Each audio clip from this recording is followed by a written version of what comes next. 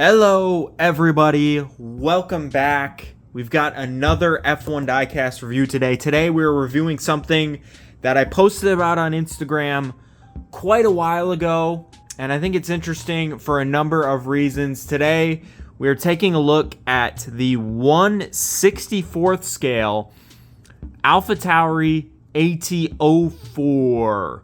Driven by Daniel Ricciardo.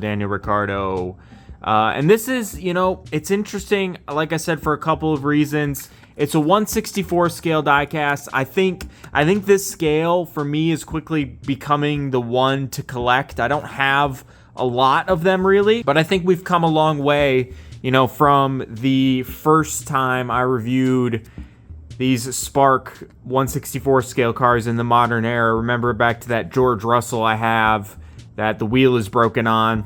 1/64 scale has not always been a scale that they've made F1 diecast for. So I'm kind of glad that they've pretty much got the full grid, but we'll talk more about that in a little bit. And also the driver, Daniel Ricciardo, the big kind of what if wonder of F1.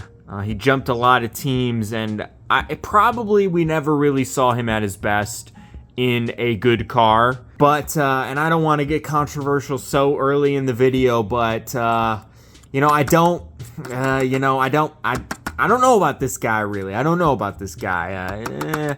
But we'll talk about that more in a little bit. This specific diecast is from the Las Vegas Grand Prix of 2023, which I don't think is a race I've talked about a whole lot on this channel, but I think it's worked out really well. I think the Las Vegas Grand Prix has been a great addition to the calendar, much better than Miami, and I was really glad that it kind of worked out, because I know that race has received a lot of criticism and a lot of flack, but I think it's been a pretty good race so far, and I think it's here to stay for quite a while. But anyway, let's jump into this diecast.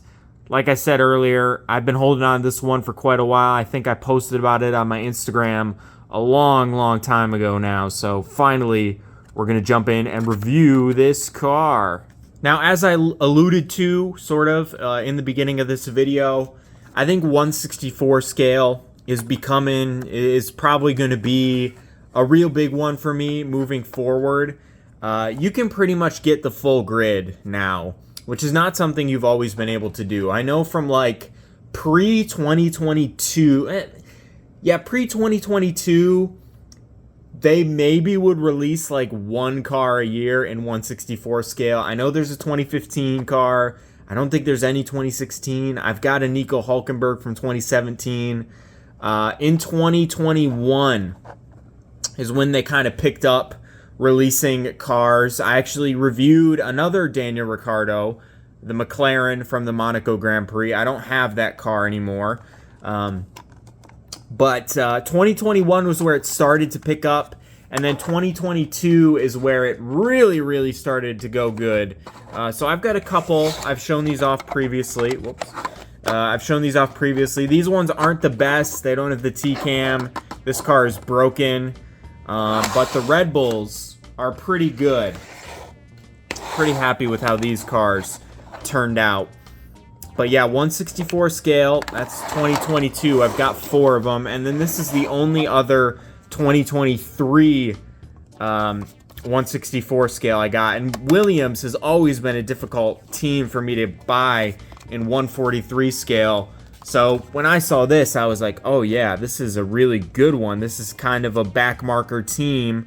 I know Williams is a pretty recognizable name, but this is a good backmarker kind of team to get a 1/64 scale diecast of. And now with Spark, and they've also got Tarmac Works, I don't remember what it's called, but they make in 1/64 scale, and now Hot Wheels in the not just in this variety. They've got the premium Hot Wheels coming out now. With all those, including BBR and Look Smart for Ferrari, I think you can probably get the full 2024 grid. I know this is 23, but I think you can get the full 2024 grid, and maybe I'll do that. You know, I know I never finished it in 2018, but with these cars being a heck of a lot cheaper than 143 scale cars, look forward to more 143 or 164 scale reviews, I'll say. But anyway, let's dive into this car, and I'll get my hot takes out of Daniel Ricciardo off in a second. But this is a pretty good looking Spark 164 scale, and it's got the special funky livery, which I think they may have also run this livery in Abu Dhabi, but I know for sure they did in Las Vegas. Obviously, it says it right here. And of course, AlphaTauri, Toro Rosso, V-Carb. It's a team I've looked at quite a lot on this channel. I think with this car, even though it's not in 143 scale, it means the only AlphaTauri I'm missing is the AT03 from 2022, which I have not picked up yet. Maybe I will if I find a good price one. But yeah, we'll get this car off of the base, and I will tell you guys about Daniel Ricciardo and my thoughts on him and how this sort of short stint at AlphaTauri / V-Carb really went. He didn't even really get a full season, unfortunately. But yeah, let's get this car off the base. We've got the hard tire on this car, so let's jump in. Base is not wooden, so you can kind of get some flimsy whatever. Daniel Ricciardo at AlphaTauri wasn't something I think we all expected to happen. Of course, this car was driven by Nick DeVries at the start of the season, and he did not do particularly well, so they cut him off and they put Daniel Ricciardo into the seat, which I think I was excited about it. I thought it was a very interesting choice. I thought Daniel Ricciardo was done after his not-so-successful stint at McLaren. At least 2022 was not very successful. He did win one race in 21. I was excited about this because I thought it was a driver definitely capable of winning an F1 race, driving the junior Red Bull car, and I thought he would really be able to score some good points with this car, and that would have been exciting to see. But 2023 was sort of cut in half because he got injured during the Dutch Grand Prix weekend, replaced by Liam Lawson, and he came back. He had a good run in Mexico, but that was kind of it, and 2024 didn't live up, and he ended up getting sacked out of F1 halfway through the 2024 season, replaced by none other than Liam Lawson. So here's my deal with Daniel Ricciardo. I don't think he's overhyped. He's won races in F1. That is a massive accomplishment. But I don't... because we never got to see him in a quality Red Bull ride, a lot of people, I think he would have been able to compete with Max Verstappen, and I just don't really think he would have done as well as everybody thinks he would have. Maybe that's harsh, but even in 2017, 2018, 2019, I guess Daniel Ricciardo was gone by 2019, but 2017, 2018, Max Verstappen went out and won races on pace, and I really sort of think Daniel Ricciardo just kind of fell into wins. Maybe that's not right, but like China, he was on the right tire at the right time, but I don't think he was the fastest over the course of the weekend. Monaco is kind of a different beast. He's a Monaco Grand Prix winner. I don't want to sound like I think he's bad, but especially on the Sky Sports commentary, which I don't really even watch anymore, they always talk about how Daniel Ricciardo was the last great teammate that Max Verstappen had. And I think Sergio Perez did well enough in 2021, 2, and 3 to warrant a bit more respect. I don't think Daniel Ricciardo would have done amazing things. He would have probably won some more races, maybe more than Sergio Perez. Definitely would have been better than, Gasly and Albon. But I don't know. I don't think he's better than Sergio Perez, at least at Red Bull. I think it would have gone quite the same. Maybe that's controversial. Maybe that's just because we never saw him. Might receive some flack for that, but that's just the way that I see it. This livery is very cool. It's cool that we've got alternate liveries in 1/64 scale. I think that's another draw for this scale, that they don't just release the standard cars. We've also got alternate liveries. It's a very trippy livery. Let's compare this to some other. It definitely would have been very interesting to see what Daniel Ricciardo would have done if he ever made it back to Red Bull. Personally, I think that's what they were gunning for. I think the goal, the hope was that Daniel Ricciardo would be good enough at AlphaTauri to warrant him going back to Red Bull. That's obviously where he thrived.